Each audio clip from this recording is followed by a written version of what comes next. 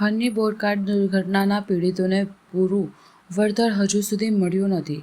હરની બોટકાટ દુર્ઘટનામાં 12 નિર્દોષ બાળકોના કરુણ અવસાન અને 2 શિક્ષકોના બહાદુરીપૂર્વક જીવ બચાવવાના બનાવ બાદ સરકાર તરફથી ન્યાયરૂપે સહાયની રકમ જાહેર કરવામાં આવી હતી, પરંતુ દુર્ઘટનાને હવે 20 મહિના વીતી ગયા હોવા છતાં પીડિત પરિવારજનોને વચન મુજબની સંપૂર્ણ સહાય હજુ સુધી મળી નથી. માહિતી મુજબ અત્યાર સુધી માત્ર 25% રકમની ચૂકવણી કરવામાં આવી છે, ત્યારે બાકીની રકમ ક્યારેક મળશે તે અંગે સચોટ માહિતી ઉપલબ્ધ નથી. પરિવારજનોમાં ભારે રોષ છે કે સરકારની વચનબદ્ધતા છતાં પણ આજ દિન સુધી પૂર્ણ ન્યાય મળ્યો નથી. બાળકો ગુમાવનાર માતાપિતાની પીડા આર્થિક સહાયથી પૂર્ણ થઈ શકે તેમ નથી, પરંતુ સહાયની રકમ તેમને થોડી સહાયરૂપ બની શકે છે તે હકીકત છે. પીડિત પરિવારજનોની માંગણી છે કે સરકાર તરત જ બાકીની રકમ ચૂકવણી કરી ન્યાય આપે. જો સમયસર વળતર ન મળે તો તેઓ આંદોલનનું સ્વરૂપ ધારણ કરશે તેવી ચેતવણી પણ આપી છે. હરની બોટકાટ દુર્ઘટનાના 20 મહિના બાદ પણ પીડિત પરિવારજનોને ન્યાય મળી રાહ જોઈ રહ્યા છે. 18 જાન્યુઆરી 2024માં હરની બોટકાંડ થયું. તેના પછી 1.5 વર્ષ 20 મહિના થયા. એના પછી પ્રાંત અધિકારીને પહેલાં 4 મહિના પહેલાં અનાઉન્સમેન્ટ કરી હતી 32 લાખની. તો એના ઉપરાંત અમે 8,73,000 એવી અમાઉન્ટ કાલે અકાઉન્ટમાં નાખવામાં આવે છે. મારું એટલું જ કહેવાનું છે, અમારી લડત પહેલા દિવસથી સ્કૂલ કોર્પોરેશનના અંદર જેટલા બી છે સાંડવાના કારણે, એમની નિષ્કાળજીના કારણે, એને પૈસા કમાવાના હવસ માટે જે બાળકોની નિષ્કાળજીના રીતે બેસાડ્યું તે લઈ ગયા, એના કારણે જે બાળકોનો જીવ ગુમાવ્યો છે એમને સજા મળે એના માટે અમારી લડાઈ હતી અને એ અમારી લડાઈ ચાલવાની જ છે. જ્યાર સુધી સ્કૂલવાળા બેજવાબદાર લોકો છે એમને સજા નહીં થાય, જો કોટિયા પ્રોજેક્ટવાળા છે એમના બેજવાબદારીના કારણે, એમની નિષ્કાળજીના કારણે જો અમારા બાળકોનો જીવ ગુમાવ્યો છે એમને સજા ના થાય ત્યાર સુધી અમારી લડત ચાલુ રહેવાની છે. 8 લાખ અમારી બાળકોની કિંમત જ નહીં, અમારા બાળકો અનમોલ હતા, એમની કોઈ કિંમત જ નથી. એ ખાલી ચૂંટણી આવવાની છે એટલે એ લોકો બધા અમારું મોઢું દબાવવાનું, પૈસા બતાવીને અમારું મોઢું બંધ કરવાનું કામ કરી રહ્યા છે. પણ અમારા બાળકો અમે બહુ એટલે બહુ એનાથી મોટા કરેલા છે, એની પૈસાથી એની કિંમત નહીં થાય. મેં પહેલાં એમને કીધું છે, તમે અમે આશ્વાસન આપો કે એ બધા બેજવાબદારોને તમે સજા કરશો. અમે રૂપિયાની કોઈ પડેલી નથી ને અમે રૂપિયા પણ નહીં જોતા, પણ 1.5 વર્ષથી અમે વારે ઘડી બધાને મળીને ધક્કા ખાય છે. 1.5 વર્ષથી કોઈ અમારું સાંભળતું નથી. કોઈ સ્કૂલ ઉપર કે કોટિયાવાલા ઉપર કોઈ એક્શન લેતું નથી. 3 મહિના ખાલી એમને પકડીને જામીન ઉપર એ લોકોને છોડી દીધા છે. તો એ લોકો ખાલી અમારા જોડે રમત રમી રહ્યા છે. એટલે અમે હવે ફૂલ એનાથી એમના ઉપર એક્શન લેવાના છે. જ્યાર સુધી અમારા બાળકોને ન્યાય નહીં મળે ત્યાર સુધી અમારી લડત ચાલુ રહેવાની જ છે. 18 જાન્યુઆરી 2024ના રોજ વડોદરા શહેરના 12 માસૂમ બાળકોને 2 શિક્ષિકાઓ સનરાઈઝ સ્કૂલના આ બાળકો હરણી લેક ઝોન ખાતે પ્રવાસમાં ગયા હતા અને ત્યાં બોટ પલટી જવાથી તેઓના કરુણ મોત નીપજ્યા હતા. તંત્રની લાપરવાહી, શાળા સંચાલકોની લાપરવાહીથી આ 12 માસૂમ બાળકોને 2 શિક્ષિકાઓએ જીવ ગુમાવ્યો. પાછલા 20 મહિનાથી હું અને અમારી સાથે વડોદરા શહેરના વિદ્વાન ધારાશાસ્ત્રી એવા હિતેશભાઈ ગુપ્તા આ તમામ પીડિત પરિવારોને ન્યાય અપાવવા માટે લડત ચલાવી રહ્યા છીએ. હજુ ન્યાય માટે ઘણું બધું સમય અને ઘણી બધી પ્રક્રિયાઓ અને ઘણું બધું લાંબુ આગળ જવાનો છે. ફક્ત ગઈકાલે 25% જેટલી વળતરની રકમ આ તમામ પીડિત પરિવારોના એકાઉન્ટમાં જમા કરવામાં આવી છે. 32,75,000થી વધારેની રકમ એક પરિવારને આપવાની હતી, પણ કોટિયા બંધુના જે સંચાલકો છે, જે જામીન પર મુક્ત થયા બાદ સુપ્રીમ કોર્ટમાં જઈને એક પ્રકારની અરજી કરીને જણાવે છે કે આ સમગ્ર ઘટનામાં અમે એકલા જવાબદાર નથી.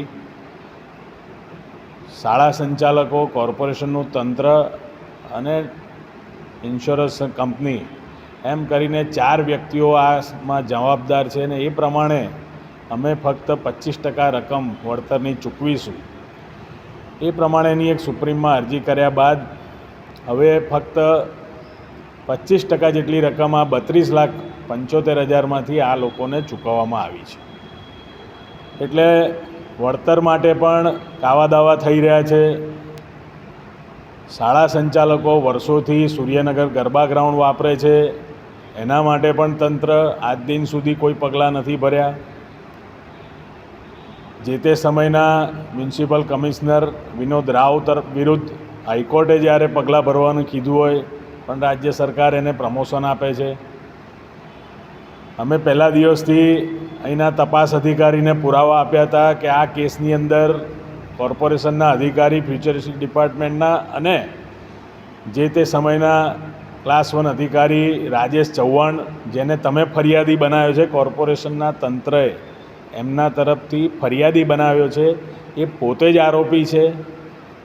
એ પ્રમાણેના પુરાવા પણ રજૂ કર્યા હતા, છતાં પણ તપાસ અધિકારીએ એમને ફરિયાદી તરીકે જ ગણ્યા. અને 7 મહિના 8 મહિના પછી વડોદરા મ્યુનિસિપલ કમિશનર દિલીપ રાણાએ આ જ કેસમાં, હરણી બોટકાંડ કેસમાં રિટાયર્ડ થયા બાદ એમને 5,000 રૂપિયાનો એમના પેન્શનમાંથી દંડ કપાત દર મહિને કરવાનો ઓર્ડર કરે છે. એટલે તંત્ર કોઈપણ રીતે પોતાના અધિકારીઓને, કોન્ટ્રાક્ટરને, શાળા સંચાલકોને, વિનોદ રાવને અને તમામ લોકોને બચાવવાની કોશિશ કરી રહ્યું છે. ત્યારે હું ચોક્કસ કહીશ કે બનાવના દિવસે માનનીય મુખ્યમંત્રી અને માનનીય ગૃહમંત્રી આવીને આશ્વાસન આપ્યું હતું કે કોઈપણ ચમરબંધીને છોડવામાં નહીં આવે. ત્યારે એટલું કહીશ કે ચમરબંધીઓ સાહેબ છૂટી ગયા છે. જામીન પર ફરીને પીડિત પરિવારોને યેન કેન પ્રકારે લાલચો આપી રહ્યા છે. સરકારી તંત્ર ન્યાય અપાવવાની જગ્યાએ એમના ઘરે જઈને સરકારી યોજનાઓ પર આંગળી મૂકો, એ યોજનાનો લાભ તમને મળશે, આ પ્રકારની લાલચો આપવાની જગ્યાએ જે આરોપીઓ જામીન પર છૂટ્યા છે, જામીનની શરતોનો ભંગ કરે છે, એમને ફરી જેલના સળિયા પાછળ નાખવા જોઈએ અને યોગ્ય વળતર આ લોકોને મળવું જોઈએ. 20 મહિનાનો બહુ મોટો સમય વીત્યો છે. તમામ પરિવારો પહેલાં 6, 7, 8 મહિના સુધી તો પોતાના કામ ધંધાથી વંચિત રહીને ન્યાય માટે આમ તેમ બલખા માર્યા છે. છેક મુખ્યમંત્રી સુધી રજૂઆત કરી છે સરલા અને સંધ્યાએ, છતાં પણ આજ દિન સુધી એનું કોઈ પરિણામ નથી.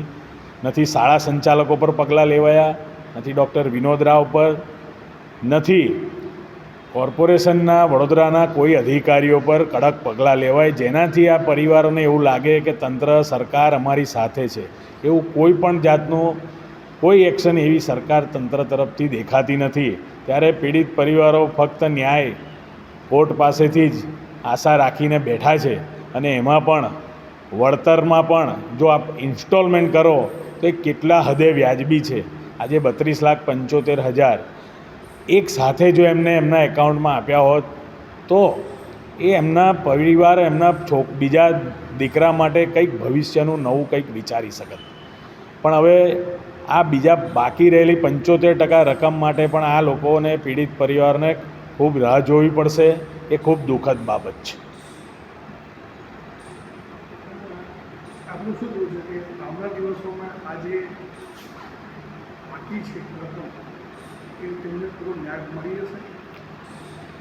આવનાર તારીખ 16/9/2025ના દિવસે ફરીથી સુપ્રીમ કોર્ટમાં આ બાબતની સુનાવણી છે કે બાકીની 75% રકમ એ કોણ ચૂકવશે.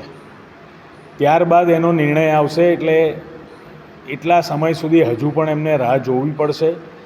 એ બહુ દુઃખદ બાબત છે. પણ ચોક્કસ એટલું કહીશ કે આવનારા દિવસોમાં જ્યારે પણ આ કોર્ટ, વડોદરાની કોર્ટમાં આ કેસ ચાલશે, ત્યારે આ તમામ આરોપીઓ વિરુદ્ધ સજ્જડ પુરાવા છે કે કયા રીતે જે કોન્ટ્રાક્ટરો એલિજિબલ નહોતા એવા કોન્ટ્રાક્ટરોને આ કોટિયા બ્રધર્સને તપાસ કર્યા વગર આખું હરણી લેક ઝોન સોંપી દેવામાં આવ્યું. ત્યાં પેડલ બોટ ચલાવવાની પરવાનગી હતી અને એની જગ્યાએ મોટર બોટ ચલાવવામાં આવતી હતી. તમામ સેફટીના સાધનો ત્યાં ન હતા.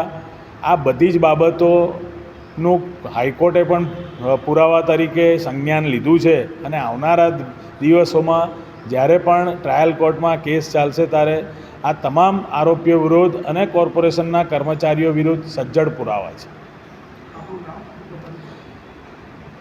આશીષ Joshi, municipal councillor, ward number 15.